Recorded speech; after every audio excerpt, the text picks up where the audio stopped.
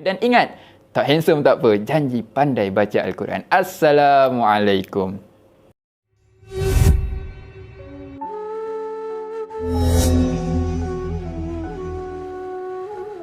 Hai, Assalamualaikum. Dah mengaji ke belum? Alhamdulillah bertemu kembali bersama dengan saya, Muhammad Mahiruddin bin Ramli, yang mana kita akan membincangkan berkenaan dengan hukum-hukum tajwid yang mudah-mudahan tuan-tuan dan puan-puan dapat mempertingkatkan mutu bacaan dan mendapatkan bacaan yang sempurna.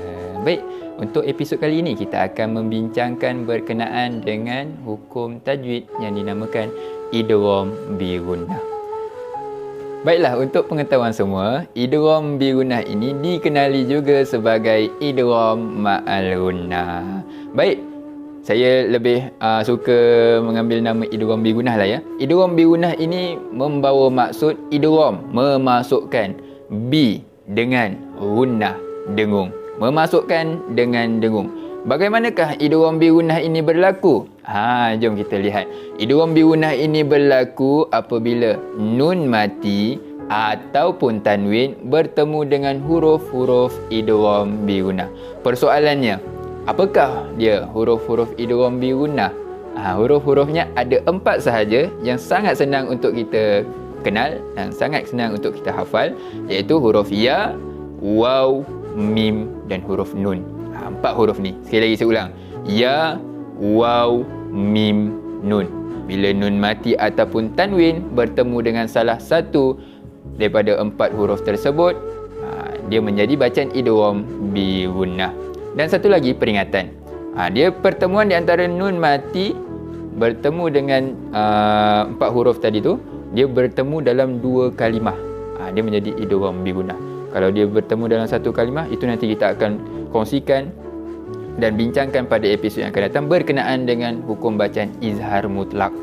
Dia ada sangkut paut. Tapi kita fokuskan dahulu untuk episod kali ini berkenaan dengan hukum bacaan idgham bi gunnah tadi. Boleh? Okey, sekarang kita dah tahu idgham bi gunnah ni berlaku bagaimana dan kita dah tahu juga huruf-hurufnya apa. Sekarang kita nak tahu pula bagaimana cara bacaan idgham bi gunnah ini. Cara bacanya adalah memasukkan dengan dengung. Apa yang nak dimasukkan? Kita akan masukkan bunyi bacaan nun mati dan tanwin kepada huruf selepasnya dan disertakan dengan bacaan dengung. Makna kata, nun mati dan tanwin itu kita tak baca dengan jelas. Tak berbunyi pun bunyi bacaan nun mati dan tanwin tu. Sebab apa? Sebab kita dah masukkan pada huruf selepasnya.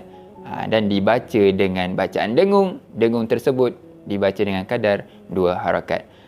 Sekarang kita lihat pula contoh-contoh yang saya akan bekalkan kepada tuan-tuan dan puan-puan, para penonton di luar sana, untuk contoh-contoh idgham bi gunnah yang terdapat di dalam Al-Quran. Baiklah, kita mulakan untuk contoh yang pertama, iaitu nun mati dan tanwin bertemu dengan huruf ya. Kita lihat daripada surah Al-Zalzalah ayat yang ke-7, yang mana kita fokuskan nun mati bertemu dengan huruf ya dahulu. Kita cuba bacakan. فَمَنْ يَعْمَلْ مِثْقَالَ ذَرَّةٍ خَيْرًا يَرَهُ. Baik, yang pertama saya nak fokuskan pertemuan di antara nun mati dan nun mati bertemu dengan huruf ya pada kalimah faman ya'mal. Nampak cara bacaannya, kita memasukkan bunyi bacaan nun mati kepada huruf selepasnya. Huruf selepasnya yang huruf ya, maka mim baris atas tu masuk pada huruf ya dan dibaca dengan bacaan dengung. Faman ya'mal. Sekali lagi saya ulang. Faman ya'mal. Kita jangan jelaskan bunyi bacaan nun mati. Contoh, ni bacaan yang salah, jangan ikut. Cuma sekadar untuk pengetahuan. Faman ya'mal. Itu kita dah jelaskan bunyi bacaan nun mati. Itu tak betul lah. Kita cuba baca yang betul sekali lagi. Sedia. Faman ya'mal mithqala dzarratin khairan yarah. Baik, surah yang sama, ayat yang sama, kita nampak satu lagi contoh untuk bacaan idgham bi gunnah. Kali ini pula tanwin 2 di atas bertemu dengan huruf ya. Ya, masih lagi huruf ya. Kita fokuskan dulu untuk huruf ya. Di sini pada kalimah khairayyarah, tanwin 2 di atas bertemu dengan huruf ya. Sama juga cara bacaannya, memasukkan bunyi bacaan tanwin kepada huruf selepasnya dan dibaca dengan bacaan dengung. Jadi sekali lagi saya ulang, dengarkan betul-betul. Kalau boleh ikut bersamalah. Khairayyarah. Ra, tanwin 2 di atas tu masuk terus pada huruf ya dan dibaca dengan bacaan dengung. Baik, itu untuk contoh yang kedua. Contoh yang ketiga, kita lihat surah yang sama juga tetapi ayat yang berbeza. Kita lihat ayat yang ke-6.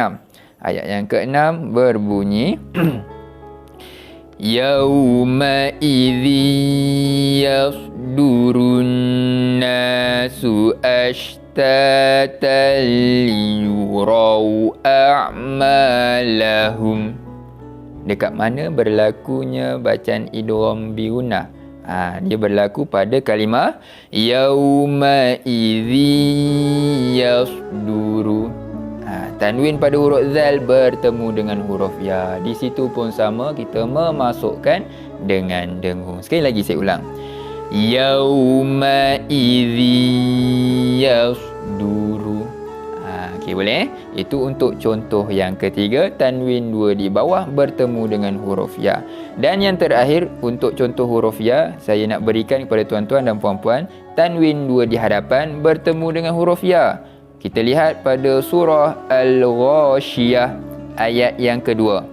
Saya bacakan.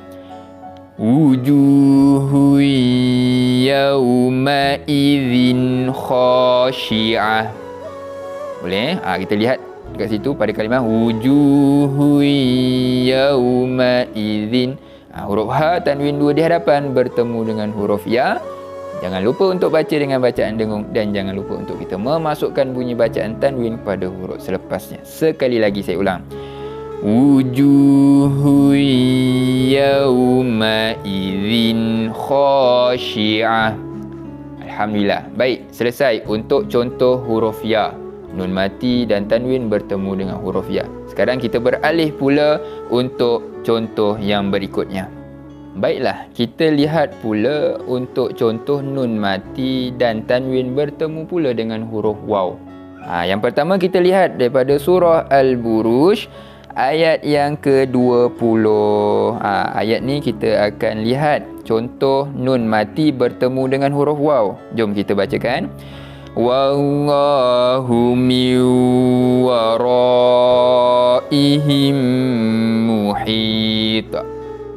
Perasan tak dekat situ ada nun mati bertemu dengan huruf waw pada kalimah min waraihim. Cara bacaannya, nun mati tu kita tak bunyikan, kita masuk terus kepada huruf waw dan dibaca dengan bacaan dengung. Sekali lagi saya ulang, dengarkan elok-elok, kalau boleh ikut bersama. Sedia, kita ambil min waraihim sahaja. Min waraihim. Boleh. Sekarang kita ambil keseluruhan ayat yang ke-20. Sedia? 1, 2, 3.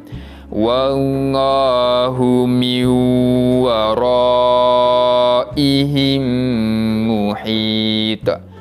Alhamdulillah. Baik, itu untuk contoh yang pertama. Dan seterusnya kita lihat pula daripada surah Al-Balad ayat yang ke-9. Yang mana di sini adalah contoh untuk tanwin 2 di atas bertemu pula dengan huruf waw. Ini masih lagi kita fokuskan untuk huruf waw. Jom kita bacakan untuk ayat yang ke-9. Walisanan wa syafatain. Di situ kita nampak tanwin 2 di atas pada huruf nun bertemu dengan huruf waw. Di situ yang kita nak masukkan bunyi tanwin tu pada huruf waw dan dibaca dengan bacaan dengung. Sekali lagi kita ulang. Walisanan wa syafatain. Boleh ya? Alhamdulillah. Baik, seterusnya contoh yang ketiga kita ambil daripada surah Quraisy. Surah Quraisy pada ayat yang ke-4. Jom kita bacakan bersama.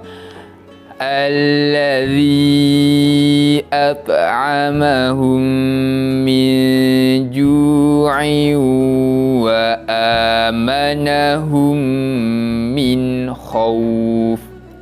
Baik, untuk bacaan idgham bi gunnah ini berlaku pada kalimah ju'i wa amanahum. Tanwin 2 di bawah pada huruf ain bertemu dengan huruf waw. Sama juga cara bacanya, kita memasukkan bunyi bacaan tanwin pada huruf selepasnya iaitu huruf waw dan dibaca dengan bacaan dengung. Jom kita ulang sekali lagi. Kita ambil ju'i wa amanahum ya. Sedia 1 2 3. Ju'i wa amanahum. Okey, boleh.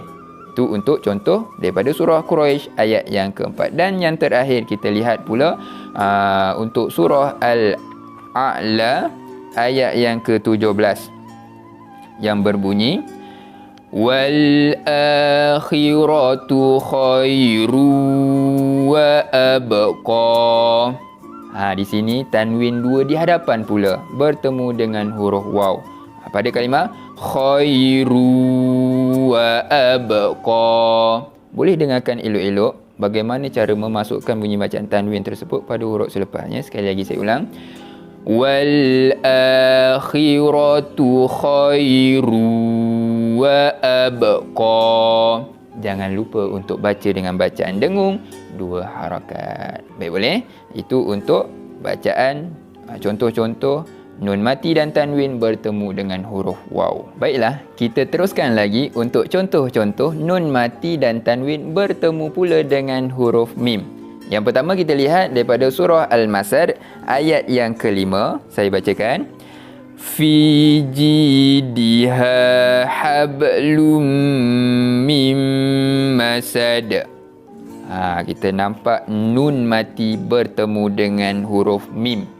Di situ menjadi bacaan idgham bi gunnah. Cara bacaannya kita tak jelaskan bunyi bacaan nun mati, akan tetapi kita memasukkan bunyi bacaan nun mati kepada huruf selepasnya iaitu huruf mim dan dibaca dengan bacaan dengung. Jadi mim masad. Dengung ya, jangan tak dengung.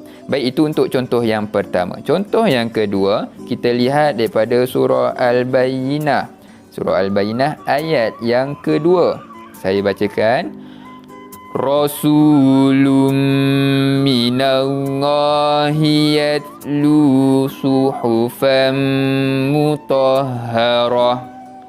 Baik, di sini saya nak fokuskan yang mana tanwin 2 di atas bertemu dengan huruf mim pada kalimah suhufan mutahharah. Nampak? Tanwin 2 di atas bertemu dengan huruf mim. Sama juga kita masukkan bunyi bacaan tanwin pada huruf selepasnya dan dibaca dengan bacaan dengung. Jom kita ulang sekali lagi. Suhufan mutahharah. Alhamdulillah. Baik. Seterusnya kita teruskan dengan contoh untuk bacaan daripada surah Al-Fil ayat yang keempat. Di sini kita fokuskan tanwin 2 di bawah bertemu dengan huruf mim. Saya bacakan.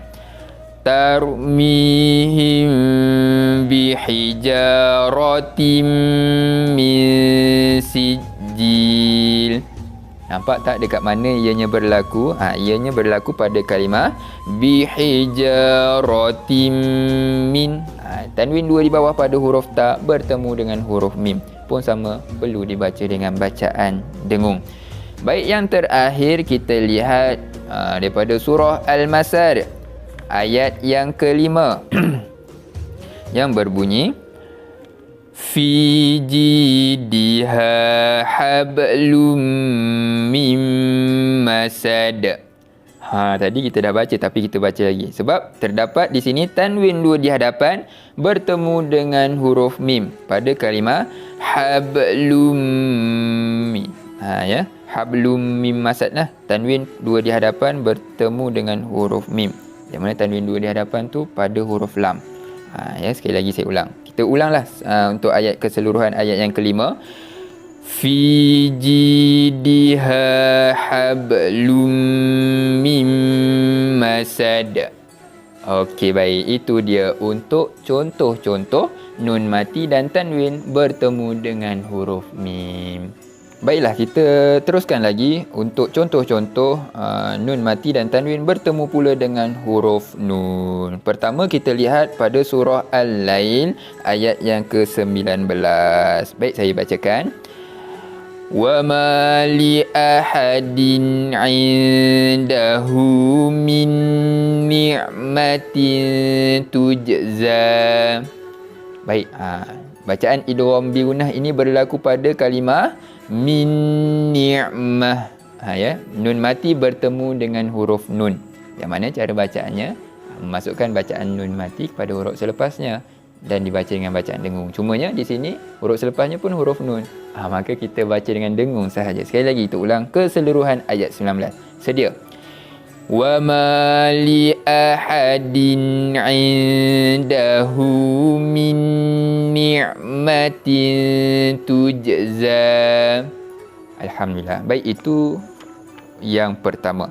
Yang kedua kita lihat pula daripada surah At-Taubah, potongan ayat yang ke-13. Ayat ni agak panjang, saya ambil dan saya bacakan sebahagiannya sahajalah daripada awal ayat sampailah aimanahum. Ala tuqatiluna qauman nakathu aimanahum. Baik, di sini terdapat bacaan idgham bi gunnah yang berlaku pada kalimah qauman nakathu. Tanwin dua di atas pada huruf mim bertemu dengan huruf nun. Cara bacanya memasukkan bunyi bacaan tanwin pada huruf selepasnya dan dibaca dengan bacaan dengung. Sekali lagi kita ulang. Sedia, ambil qauman nakathu sahaja. 1, 2, 3. Qauman nakathu. Alhamdulillah. Baik, itu untuk contoh yang kedua. Dan seterusnya kita teruskan lagi untuk contoh yang berikutnya. Kita ambil daripada surah Al-Ghashiyah ayat yang ke-8. Kita bacakan dahulu. Wujuhu yawma idzin na'imah. Boleh nampak tak dekat situ ada bacaan idgham bi gunnah terjadi pada kalimah yauma idzin na'imah. Tanwin dua di bawah bertemu dengan huruf nun. Cara bacanya serupa sahaja, memasukkan bunyi bacaan tanwin pada huruf selepasnya dan dibaca dengan bacaan dengung. Sekali lagi kita ulang untuk keseluruhan ayat yang ke-8. Sedia.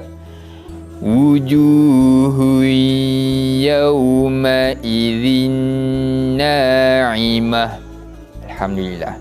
Baik, yang terakhirnya kita lihat pula daripada surah yang sama, surah Al-Ghashiyah. Kali ini kita lihat ayat yang ke-3. Saya bacakan. Amilatun nasibah. Di sini kita nampak pula tanwin dua di hadapan pada huruf ta bertemu dengan huruf selepasnya iaitu huruf nun. Cara bacaannya memasukkan dengan dengung. Ya. Sekali lagi saya ulang. Amilatun nasibah. Boleh ya? Alhamdulillah. Itu dia antara contoh-contoh nun mati dan tanwin bertemu dengan huruf nun. Alhamdulillah, selesai kita melihat contoh-contoh idgham bi gunnah yang terdapat di dalam Al-Quran. Dan sekarang jom kita buat sedikit kesimpulan berkenaan dengan idgham bi gunnah ni. Ianya berlaku apabila nun mati dan tanwin bertemu dengan 4 huruf dia, iaitu huruf ya, waw, mim, nun. Dan cara bacaannya perlu memasukkan bunyi bacaan nun mati dan tanwin kepada huruf selepasnya dan dibaca dengan bacaan dengung. Ya, maknanya kita tak jelaskan bunyi bacaan nun mati dan tanwin. Kalau kita jelaskan tu menjadi bacaan izhar. Bacaan izhar kita dah bincangkan pada episod yang lepas. Dan insya-Allah setakat ini sahaja episod kita pada kali ini, perbincangan kita pada kali ini. Kita akan berjumpa lagi pada episod yang akan datang dengan topik yang baru. Teruskan belajar, teruskan menuntut ilmu. Mudah-mudahan kita dapat mendapatkan bacaan yang paling sempurna. Dan ingat, tak handsome tak apa, janji pandai baca Al-Quran. Assalamualaikum.